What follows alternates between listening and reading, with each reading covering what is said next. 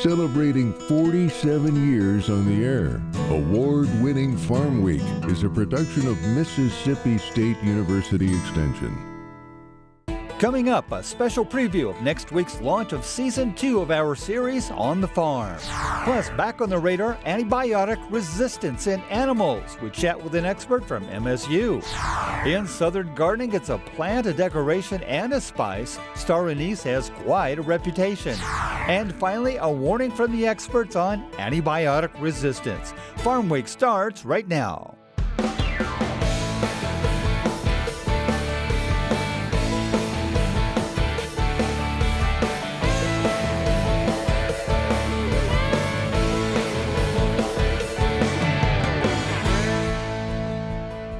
Hello everyone, I'm Zach Ashmore. And I'm Mike Russell. Great to have you with us again here on Farm Week. Next week, we begin Season 2 of our Farm Stress series On the Farm. But before we do, we thought it might be useful to give you a little preview. I sat down with Extension's point person, State Health Specialist Dr. David Buys, talking about the constant presence of pressure. One thing is for sure, and that's the fact that the pressure of being in ag is never ending. This is not a matter of discovery. This is ongoing from time immemorial, isn't it? That's right. Yeah, there's so many things out of the control of farmers, producers, and that's what shows up time and time again in our work.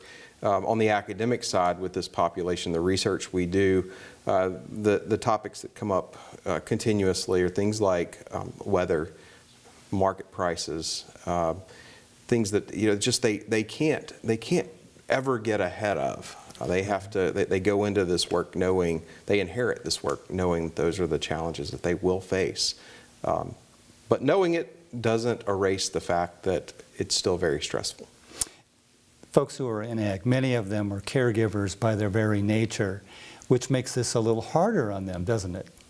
It does. And I mean, in fact, agriculture is it's caregiving for the land. It's caregiving for all of humanity, and that they're feeding us, and so it builds and it compounds and makes it all the more challenging. Part one, as we begin the new season, is about a youngish man, Sam McLemore, and he had big dreams. He had some success early on in his CSA, his community supported ag effort, but there was a problem, wasn't there? There was.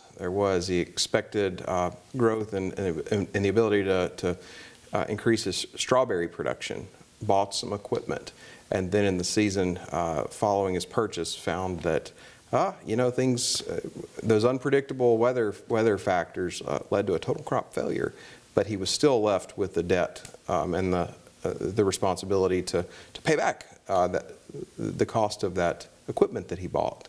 So it left him with, where do I go from here? Again, Season 2 starts next week. More on that at the end of the show. We'll have one new extended episode each week during the entire month of July. Later in the show, as you know, we also bring you this week's feature, a focus on the use of antibiotics in animals. Specifically, we look at how bacterial resistance to antibiotics has grown into a more critical issue affecting not just farm animals, but pets and even humans. In this segment, though, I spoke to Dr. David Smith at Mississippi State University's College of Veterinary Medicine. He chairs a national committee on the subject of antimicrobial resistance. One of the doctors you'll see in today's feature serves with him on that committee. First, though, I asked Dr. Smith where we stand on this medical issue. In other words, just how serious is the situation? It's a serious issue because in the 20th century, when we started to have antimicrobials, we solved a lot of problems that people and animals died from prior to that era. Now we're starting to see that some of those infections are resistant to treatment, and so in human hospitals and some community-acquired infections in people, and even in animals, we see that those infections are becoming more difficult to treat because the bacteria have developed resistance against the antibiotics that we use to treat those infections. You'll see stewardship being discussed in all aspects of medicine, including in agriculture, including in companion animals, including in human medicine. Antimicrobials are used in crop production as well, and so those environmental uses of antimicrobials, the term stewardship is being applied to all of those arenas where antimicrobials are being used, and that's a good conversation to have. Yeah, and I think we're aligned in terms of the way we might want to think about what stewardship is. So it's not just cutting back, but it is thinking carefully about under what circumstances an animal might need to have an antimicrobial, or are there other things that we can do to prevent them from getting sick in the first place, to avoid those infections that cause problems. If they do need antimicrobials because they do have an infection, what's the most strategic use of the antimicrobial so that we get the cure that we want for the animal without unduly selecting for resistance. A reminder, our feature later in the show goes into more detail about resistance and stewardship, so hang around for that. By the way, Dr. Smith says resistance has actually been around since the 40s when the first modern antimicrobials became available. On the lighter side, in this week's Southern Gardening, a decorative spice, star anise, and a pretty plant with a scary name, spiderwort. Both of them are beautiful plants with a lot of charm, and who better to know than Mr. Charm himself? Here's Eddie.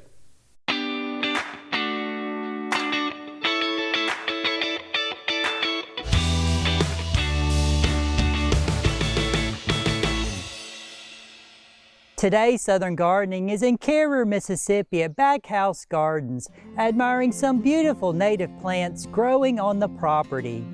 Let's take a closer look at some of the plants growing in the gardens. I love the star anise shrub tucked in the back of the gardens. Star anise prefers part shade to shade, but some varieties will tolerate more sun if given enough moisture. They tolerate loam or sandy soils that are moist to wet with neutral or acidic pH. In spring, unique red flowers attract many beneficial pollinators. The flowers are followed by green seed pods that add to the character of this plant. The seed pods will develop and turn brown later in the year. If you crush the leaves, stems, and seeds, an anise spice fragrance fills the air. A native plant that some people consider a weed, spiderwort, looks great in the gardens at Backhouse Garden. Spiderwort is a herbaceous clump-forming perennial in the dayflower family. This plant spreads by underground stolons forming clumps and grows 2 to 3 feet tall by 1 foot wide. It has gorgeous 3-petaled flowers that are produced daily in terminal clusters. The flower colors range from blue to purple to pink. Once they have finished blooming, cut back the stems. Spiderwort prefers moist to well-fertile sites, but adapts to average garden soils in sun to shade. I love all the other native plants throughout the gardens too. My favorite feature in the gardens is the goldfish pond with a cascading waterfall. It is a great focal point for all of the native plants in the surrounding garden beds. As you can see, native plants can add beauty and charm to your landscape. I'm Eddie Smith, and I will see you next time on Southern Gardening. Time for a short break right here. Stick around though. Coming up, a familiar story, antibiotic use in animals and resistant bacteria. There's beginning to be an even larger concern about the resistance, and it's not just about farm animals, but about our pets too, and us. We head to Minnesota, where veterinarians are a little concerned about resistance and about the closeness of our physical space with animals. Their message: when we're treating your animals, we're treating the whole house. A warning coming up on Farm Week. Don't go away. Here's this week's Farm Week calendar. Just one item this week, the EPA has mandated new training requirements for private pesticide applicators. The requirements, for those who handle restricted use pesticides on farmland and need to renew or obtain certification, start July 1st. The training is on video, covering many new procedures. At the end, there's a 55-question exam and you must score at least 70%. Cost of the training is $60 per person with 2 ways to take the test, online or in person at a local extension office. For computer questions about the training and exam, call the Center for Technology Outreach at 662-325-3226. Or for questions more related to who's qualified or who needs to take the training, call 662-325-5829. Remember, the new private pesticide applicator training requirements begin July 1st. And that's this week's Farm Week calendar.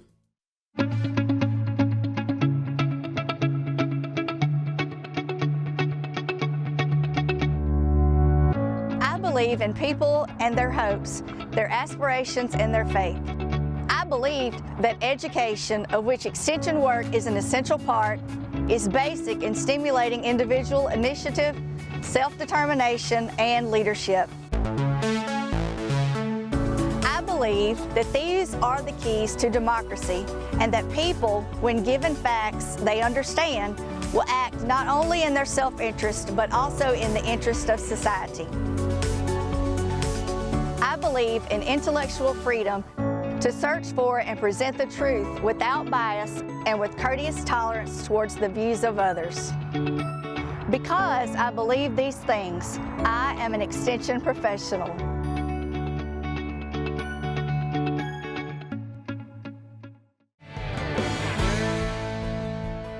Time for the market segment. A lot of USDA reports to look into. That there are. Livestock the focus, and we'll look into them. But first, the numbers. What were last week's biggest gains and losses? And then several USDA reports on our livestock and dairy supplies.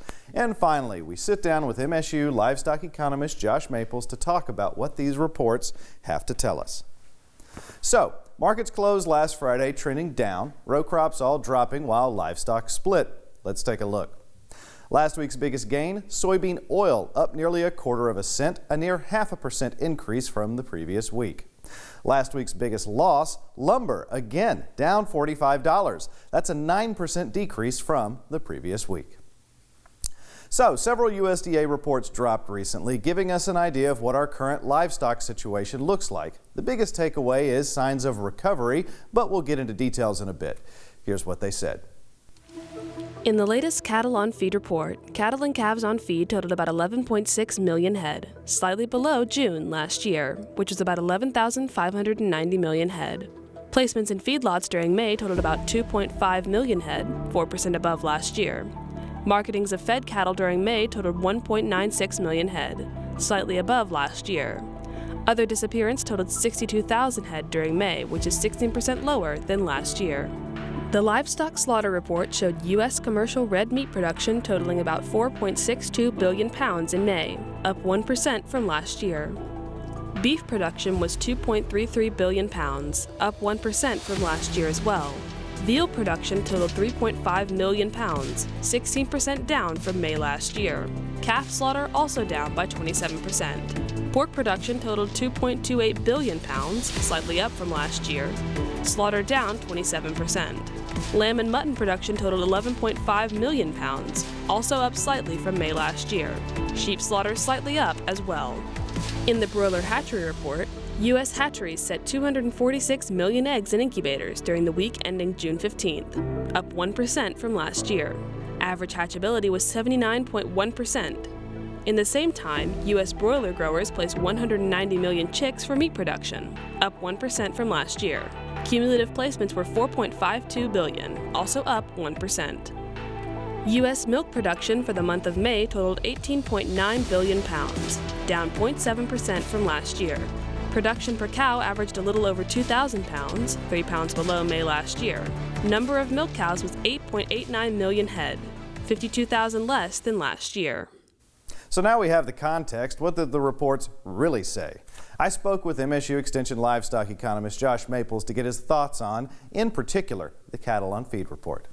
So this cattle and feed report was actually pretty surprising. Going into the report, there wasn't a lot of expectations for big increases. I think the largest analyst expectations were for about a 2% increase, and that was on the high end. Most of them were lower than that. But the report actually came in over 4% higher than a year ago in terms of placements of cattle into feedlots. So this was a big surprise, although it didn't really have a negative impact on prices that you might typically expect whenever you see larger placements. So overall, big headline surprising reaction is placements were a lot higher than were expected last month, but other things continue to have more impact on what future prices are doing right now. So placements are the number of cattle that get placed into feedlots during a period of time. So the cattle and feed report that we talk about, it comes out each month, and we're talking about the placements or the number of cattle that go into feedlots. And for this particular report, it is only tracking feedlots that have 1,000 or more head capacity. So it's not every feedlot, it's just the feedlots that have at least that many heads. So when we talk about placements being up, that means more cattle went into feedlots during May than did last year. And so we kind of compare year over year because there's those seasonal patterns that are so important. I don't necessarily think this is a big telling sign about what the culling part of the herd is doing. So if we look at placements for the year, we're down about 2.5% through the first 5 months of 2024 compared to where we were a year ago. The biggest reason for that is just simply we had fewer calves born last year than we did the previous year. So even though we saw larger totals in May than we did in 2023, for the year so far in 2024, we're still running about 2.5% below. And an interesting piece of that as well is we've seen imports of feeder cattle have actually been higher this year. So they've been up this year. Stronger prices in the U.S. have pulled some feeder cattle, especially from Mexico and Canada, into our feedlots. And so if you take out the imports, the number of feeder cattle in the U.S. that have been placed into feedlots is actually down over 3% compared to where we were a year ago. So those tighter supplies are continuing to play out, even though we did have this 1 month where we saw placements higher than a year ago. And that's it for a deeper look into the markets. Drought's still an issue while our livestock is in recovery. Looks like it's going to be a hot summer. Mike? Thanks, Zach. Back in 2018, the FDA unveiled a new 5-year plan for supporting antimicrobial stewardship in veterinary settings. In June of last year, the plan became policy to fight AMR, or antimicrobial resistance, in both animals and people. Colleen Krantz of our news partner Market to Market has the encore story. For nearly a decade, the nation's spotlight has shone squarely on livestock when it comes to antibiotic use in animals and concerns about resistant bacteria. While U.S. regulations implemented in 2017 helped drive down the sales of certain antibiotics for use in livestock by 38% between 2015, the peak year, and 2021, concerns about bacterial resistance have not eased. In response, the European Union in 2022 created greater powers in Europe that would allow them to withhold certain medically important antibiotics from animals. The European Union didn't focus only on livestock, but included man's best friend, as well as their feline counterparts and other companion animals. We don't have those restrictions in the United States right now, but there is concern that if we don't take very good care about the way we're using antibiotics, that we're going to have problems not only with treating our veterinary patients, but potentially in human healthcare as well. Pets have not been the primary focus of the U.S. Food and Drug Administration when it comes to preserving the effectiveness of antibiotics, particularly those used to combat disease in humans. But that may soon change. The FDA declined Market to Market's request for an interview, but sent a written statement that said, to date, the majority of FDA's Center for Veterinary Medicine judicious use policies have been focused on food-producing animals. However, as part of FDA's 5-year plan, Supporting antimicrobial stewardship in veterinary settings, CVM intends to develop and implement a strategy for promoting antimicrobial stewardship in companion animals. Researchers say that more than 60% of the roughly 1,500 known pathogens that affect humans can be transmitted between animals and humans. It's pretty new that people are starting to evaluate antibiotic use in pets. I think the reason why food animals have been the focus for so long is because they're large, so the actual amount of drug per patient is a lot larger, say for a cow, than it is for a tiny little chihuahua. But the thing about companion animals that I think people are starting to key in on is that they share the same environments that we live in. So, we have cats and dogs living in our house. We have cats and dogs oftentimes living in our beds, too. They sleep with us. We share ice cream cones with them. So the interaction between those animals and humans is actually a lot closer, which means that we're likely sharing bacteria sort of in and on our bodies with those animals much more closely. Dr. Granick is one of 3 women behind the Antimicrobial Resistance and Stewardship Initiative at the University of Minnesota's College of Veterinary Medicine. The campaign, partially supported by an FDA grant, provides information to vet clinics and performs research related to antibiotic prescription practices in pets. As bacteria mutate or adapt to survive treatment, certain antibiotics are at risk of becoming ineffective. At the University of Minnesota's small animal vet clinic, which handles some of the state's more complicated cases, they have seen a dramatic increase in pets with infections associated with resistant bacteria. And I certainly have seen that in practice where, a human has an antibiotic-resistant infection, and a dog that lives with that human comes into us and has an infection, maybe in a different location of the body, but with also the same organism, the same resistance pattern. So, so the closer we are, in contact with those animals, I think the greater the risk. And we're not going to get rid of our pets, right? They're part of our wellness. And so what we need to do instead is just be really careful about how we're treating our pets. Because we have to recognize as veterinarians, we're not just treating the pets, we're kind of treating the whole household in a way. If pet owners are desperate to heal a sick cat or dog, however, Dr. Granick says they may pressure veterinarians to prescribe antibiotics that may not be the best answer. We created a handout that they can utilize and alter as they see fit, but the headline of that handout that goes home with the pet owner is, "Your pet does not need an antibiotic today," with an exclamation point, like it's a celebration, One southern Minnesota clinic that has collected data for the university's research is the Heartland Animal Hospital in Owatonna. There's a lot of buzzwords that are associated with large animal production. A lot of those being antibiotic resistance, antibiotic use, your meat being safe or not safe. And of course, everything that's in the food chain is safe because of the withdrawals, and the producers are going to meet those withdrawals. So the challenging part is when you transfer that down to dogs and cats, of course, aren't in our food chain. So it makes it a lot different for people, and they don't realize that antibiotic resistance can happen, or antibiotic abuse, to be truthful, can happen in the small animal world as well.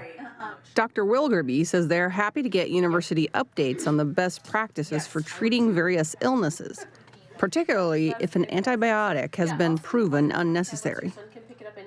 And so that's the challenging part as a veterinarian, is we need to balance people's expectations of their problem as well as offering solutions to the problem, but it's not always to reach for antibiotics.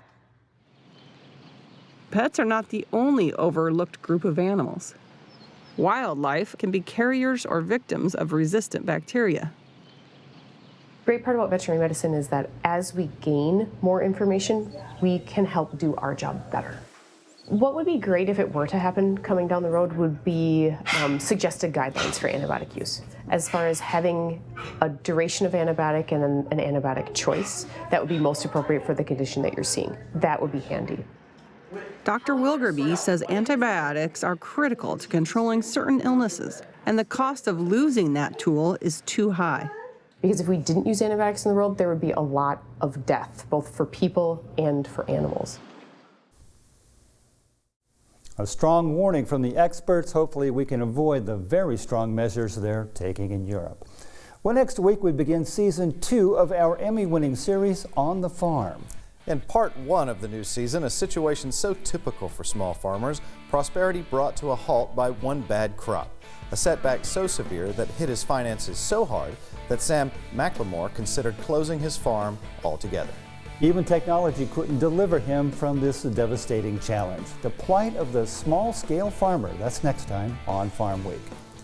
Before we go, a great happy ending. Bob Gist from Arkansas and a couple of buddies were fishing at Grenada Lake in Mississippi a few days ago.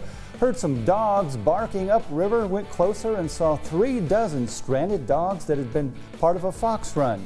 The men rescued the dogs, all 38 of them, so they wouldn't drown. Made 3 trips to the shore. Gist says he's grateful to have been part of the rescue. And also, before we go, another Lego farm project that my son Brian and I worked on over the weekend, a John Deere forage harvester. This one was more than 500 pieces, pretty much fully articulated. It took us the better part of the afternoon to put it together. Actually, Brian put together a Concorde jet while I worked on this. His was a couple of thousand pieces. Needless to say, a lot of fun. Remember, if you missed a story, look for past episodes of Farm Week on our website at farmweek.tv. And don't forget to follow us on Facebook and YouTube. See you next week. Thanks for watching.